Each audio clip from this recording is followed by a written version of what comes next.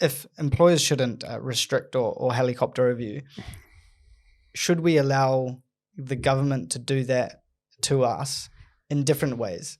I.e., should they be allowed to have traffic cameras around and pinging people in bus lanes and doing all that sort of stuff? Is that still a system of control? Well, it's happening right now, isn't it? It's happening right now. I think should they be allowed to do it? every growing city needs an element of control, but not overboard, right? Look at China. There's just way too much. They restrict their kids on not using phones and laptops during school hours, and they'll have social credit scores for people. If you did something wrong, you get a negative score, and if your score goes to below 0, you can't travel and you can't even live. Yeah, that is the amount of control China has on their people, right? Yeah. Well, that's an extreme, though, right? That's extreme. Yeah, so but I think for a growing city like New Zealand, we still need some sort of rules. Yeah, right? 100%. Things like bus lanes. It's there for a reason because the bus is always late. And we live in a country where the government is in control. Like, you've made a choice to live in New Zealand, which has a government that makes decisions for you a lot of the time. What I don't understand is how have we come to this point in time? Hasn't it always been like this? Like, it's not like I'm going to India in the village. No one gives a shit what I'm doing when I'm doing it. Like, but I think the technology now allows the government or whatever to look at us. We're in the past. They haven't been able to, right? Does that make it right now that they can? Well, if it was more productive, I'd probably have a bit more of a. It's not like the Auckland sped up and got to work faster. Yeah, like you're telling me it was taking you 15 minutes longer.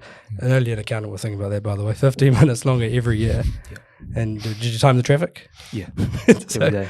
So for how many years? Like the first time we moved in was 35 minutes. By the time we moved out, it was hour 15. That's crazy. Yeah, that's crazy. And that was before COVID. I suppose it created some sort of motivation or negative motivation for you to get out. Oh yeah, of there, right? Sure. Yeah, I still don't understand that, and I'm not going to name names, but people within our office that can get to work by 6 o'clock and leave by 3, I wouldn't have a problem with that. That'd be more productive because you'd be there for probably 3 hours while Before no one else is anyone there. And you smash your work, focus time.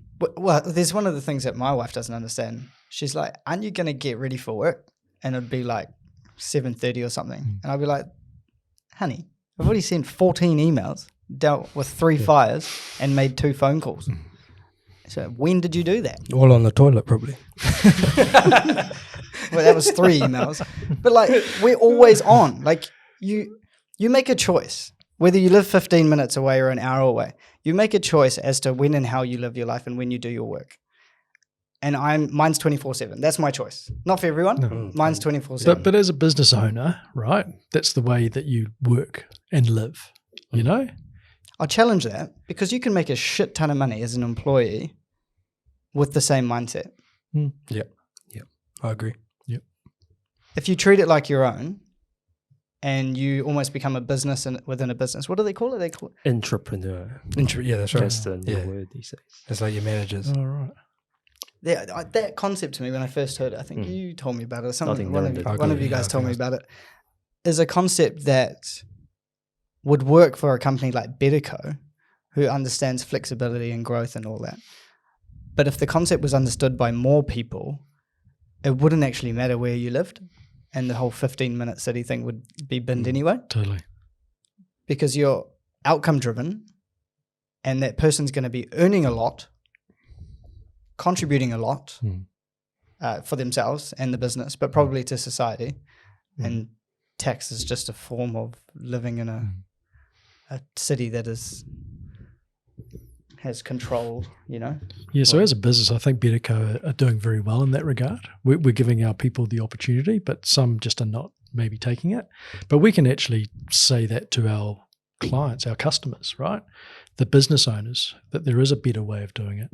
Yeah, I mean, that's the advice I give, particularly to people I consult with, is what does your org chart look like? Like I think you do a lot of org chart work, but it's like who's in the right places, and what's the right time for them to be doing their jobs?